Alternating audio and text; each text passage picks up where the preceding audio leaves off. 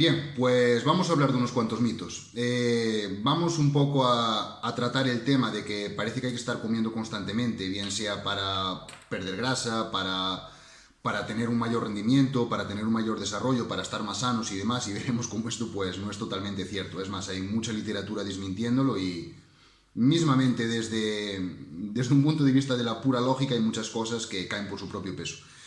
Como siempre, los vídeos que hago vienen a raíz de algo que me cuentan, que escucho, que leo y demás, y en este caso hay algo que sí que me toca un poquito más la fibrilla, a lo mejor sobre otras cosas, y es cuando una persona que no le gusta hacer algo, porque no le apetece o porque no le sienta bien, pues se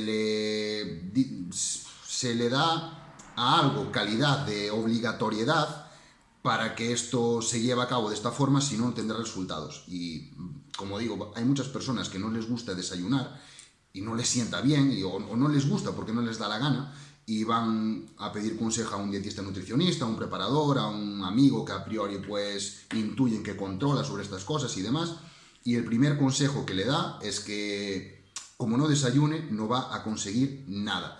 Lo cual simplemente me parece, bueno, una aberración, sinceramente. Con la información que hay hoy en día me parece una aberración. Hablaré mayormente sobre la pérdida de peso y vamos un poco ya al grano. ¿Qué hace falta para perder peso? Dos cosas. Un déficit calórico, es decir, consumir menos calorías de las que necesitas, y sostener este déficit calórico en el tiempo. Si mantienes estas dos variables, vas a perder grasa. Es más, si las mantienes mucho en el tiempo, vas a acabar pegando la piel, pero bueno, se vas a perder la grasa toda. Evidentemente hay mejores y peores formas de hacerlo, porque depende cómo se haga, también puedes perder masa muscular, puedes comprometer, pues, digamos, ciertas mejoras a nivel físico, e incluso comprometer, pues bueno, el cuerpo a nivel endocrino y demás, y forzar un poco la maquinaria. Pero bueno, dentro de las diferentes formas que hay de hacerlo, déficit calórico y sostenerlo. Esto, fundamental, no hay más.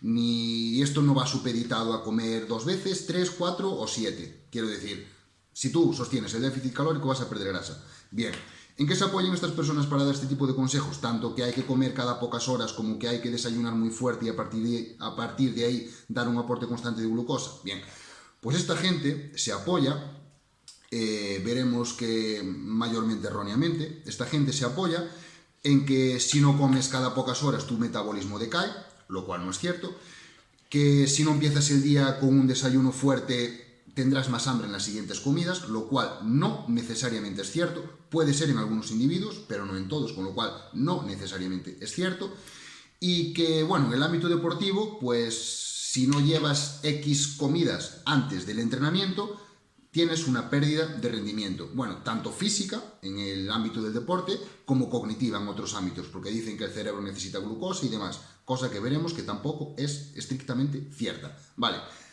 vamos a ir al grano y vamos a empezar por la pérdida de grasa. Como digo, empezar el día con un desayuno fuerte y a partir de ahí, cada 2 horas y media, 3, ir comiendo poco a poco. No es necesario. Voy a ir hablando de diferentes referencias según se me vayan ocurriendo. Como siempre, no voy a llevar un guión, no sé por qué, no me gusta, prefiero hablar de cabeza porque es más como una conversación entre café y me siento más cómodo. Bien, pues, aunque no voy a hablar de ayuno intermitente, por ejemplo, se vio una referencia con sujetos obesos con bastante porcentaje graso, un 30% de grasa corporal, bastante.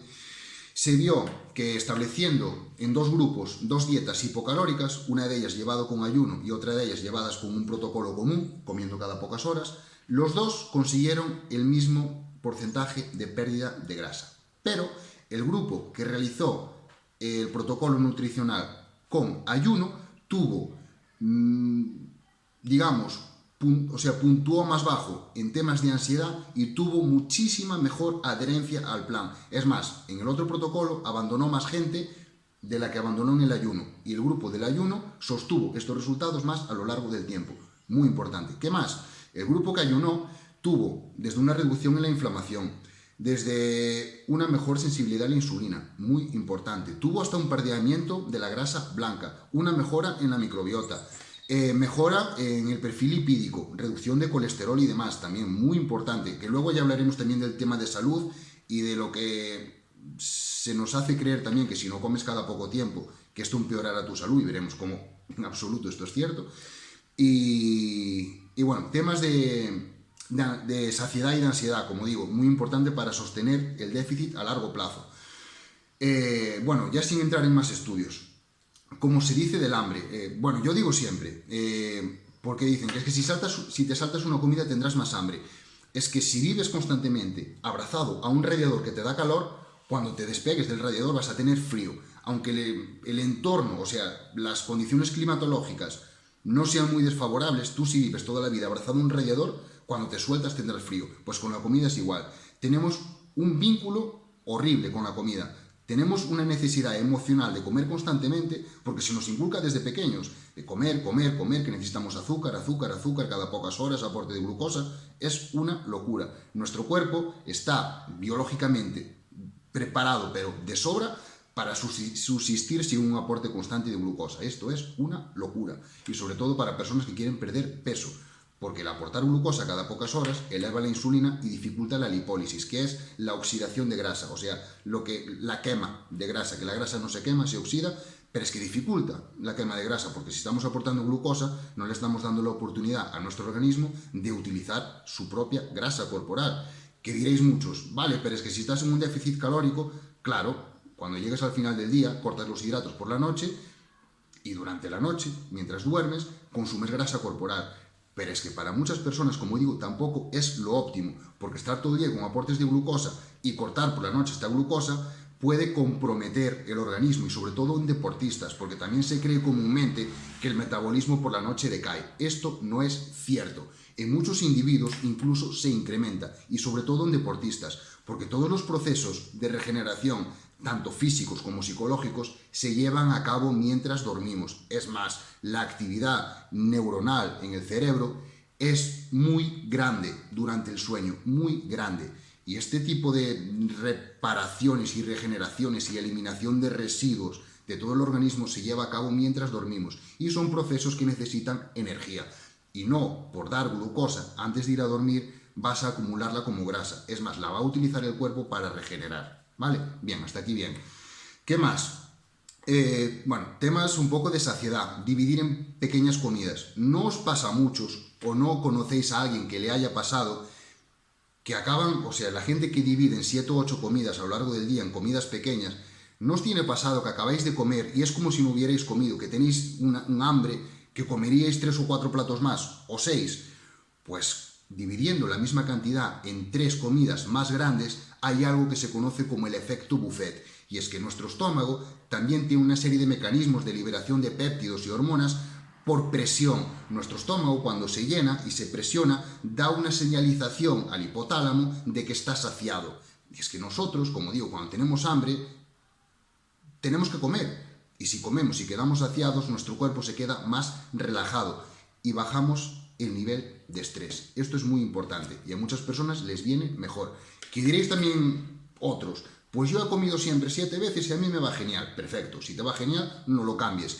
Pero hay que atender también un poco a las costumbres de otras personas, porque el ser humano es un animal de costumbres. De hecho, fijaros a alguien que va a un establecimiento, a un bar, por ejemplo, y se pone en un punto determinado de la barra, pues va a tender siempre a ponerse en ese punto, porque somos animales de costumbres. Y si alguien está acostumbrado a no desayunar, no necesariamente tiene que hacerlo, porque le va a suponer un estrés y un impacto calórico mayor, o sea, un aporte calórico mayor respecto a no hacerlo. Así que, a ver si atendemos un poco más al contexto, porque las cosas no son tan rígidas como nos hacen creer los que nos intentan vender diferentes protocolos, productos y demás. Vale.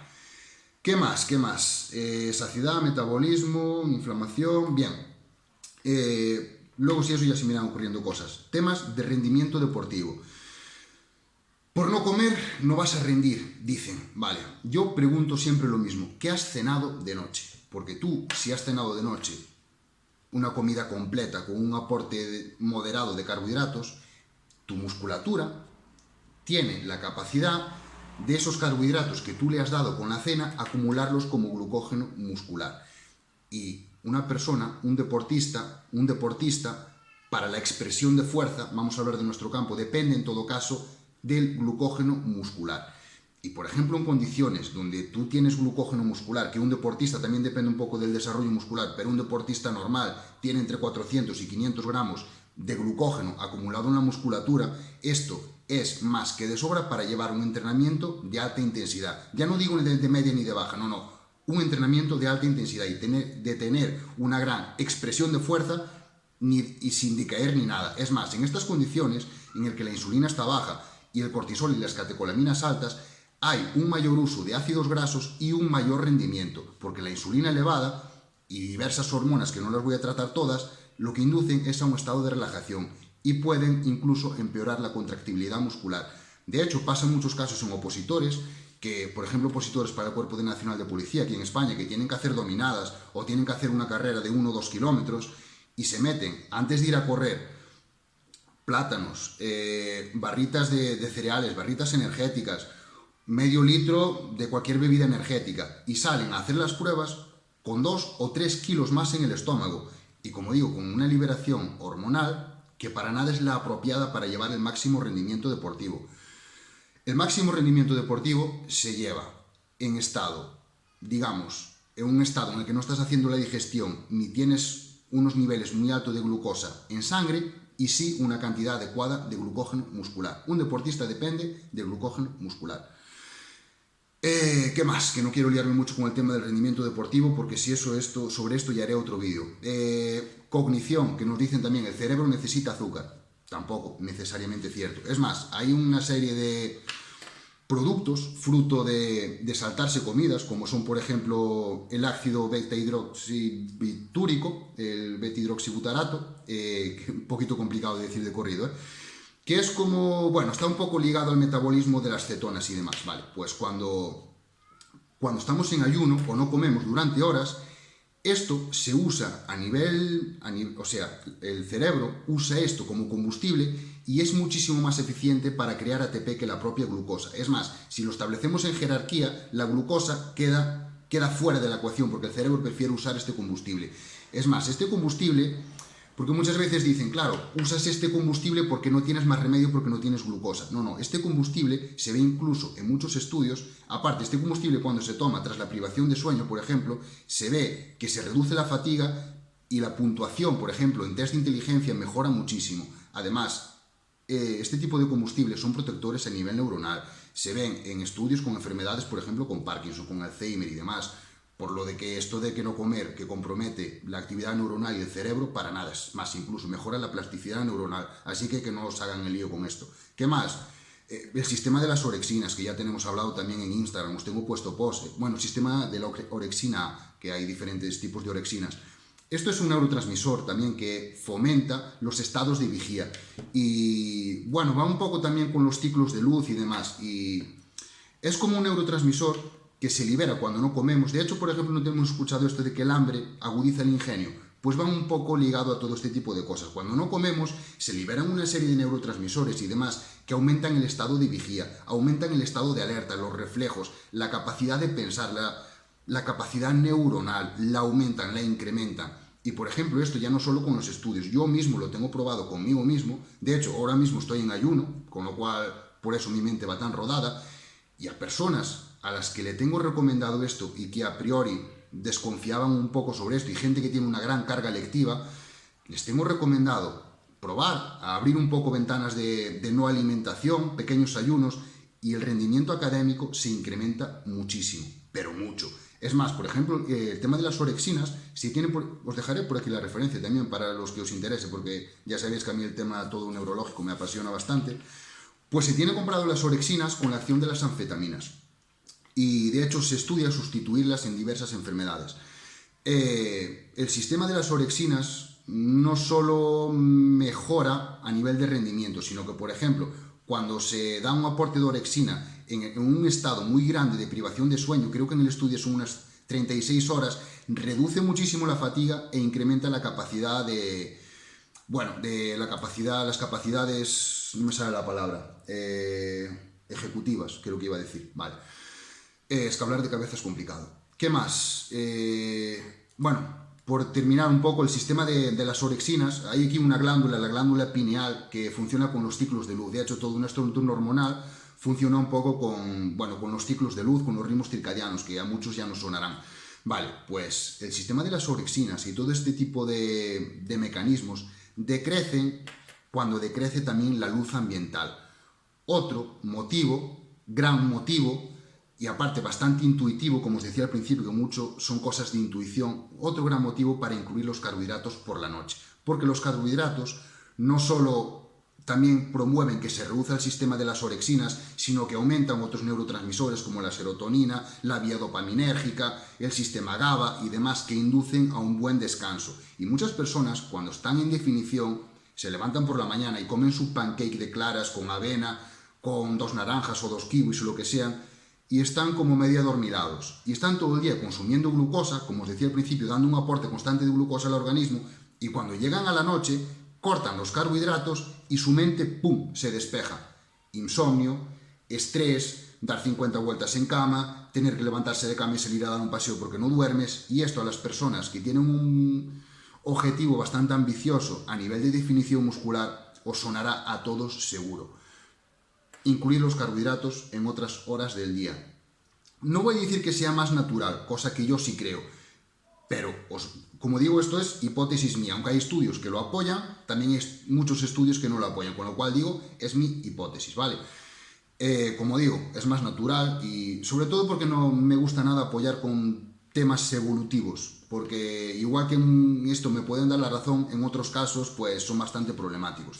Pero bueno, a nivel evolutivo, quiero decir, nuestro organismo está de sobra preparado para salir a deambular sin alimento y luego, tras haber consumido alimento, descansar, relajarse. De hecho, nuestros antepasados salían a cazar, comían y descansaban. Salían a cazar, comían y descansaban. No al revés. Nuestro organismo, desde hace muchísimos años, está sobradamente preparado para esto. Sobre esto no sé qué mucho más que comentaros, porque, bueno, temas de rendimiento, como digo, sobradamente. Sobre temas de catabolismo muscular, o sea, de pérdida muscular, sí que ya no voy a hablar, porque hay tanta información que no creo que es algo que deba tratar yo en este canal. Hay muchísima información y no por saltarse alguna comida vas a perder músculo, en absoluto. Temas de salud, tengo aquí apuntado. Grasa, rendimiento, salud. Vale, temas de salud. Se nos dice que que hay que comer seguido para estar sano.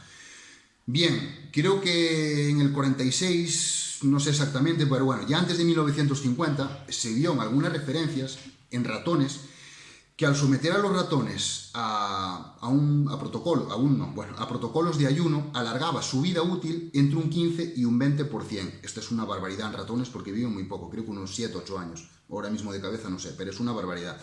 Y aunque por aquella época no se sabía por qué esto sucedía, en 2016 creo, tanto Harvard como creo que Oxford, sí, la Universidad de Oxford, vieron por qué esto sucedía.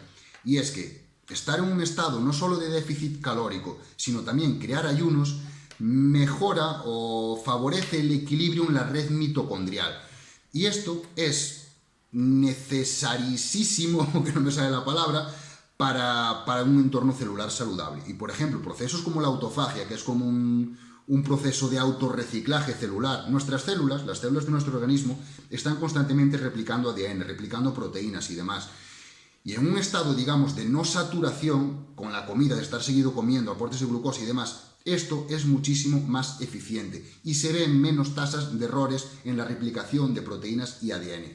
A nivel de salud, estar comiendo constantemente y menos glucosa no es necesario, y menos en un ambiente obesogénico, que no quiero tratar estas cosas porque no tiene nada que ver con el ámbito deportivo, pero en un ambiente que cada vez somos más sedentarios, cada vez hay más obesidad y que tenemos tanta facilidad de acceso a alimentos con un gran aporte de azúcares.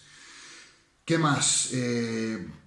No sé más, es que sí sé mucho más que decir, pero es que tampoco quiero alargar más el vídeo, van casi 20 minutos, lo voy a dejar por aquí.